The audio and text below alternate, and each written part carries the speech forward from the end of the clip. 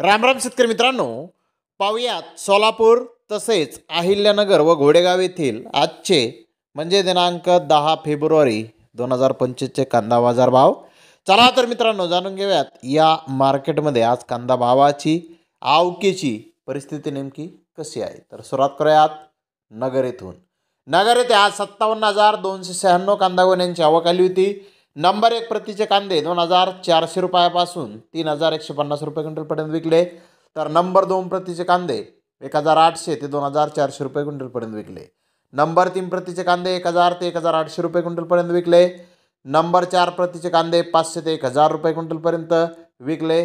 तर जास्तीत जास्त 25 कांदा गोण्यांना 3,400 रुपये क्विंटलला बाजारभाव आज नगर येथे निघाला आहे. तर मित्रांनो सरासरी कांद्याचे भाव नगर येथे आज 2,100 रुपये क्विंटलपर्यंत मध्यम प्रतीच्या कांद्याला बाजारभाव निघालेले आहेत.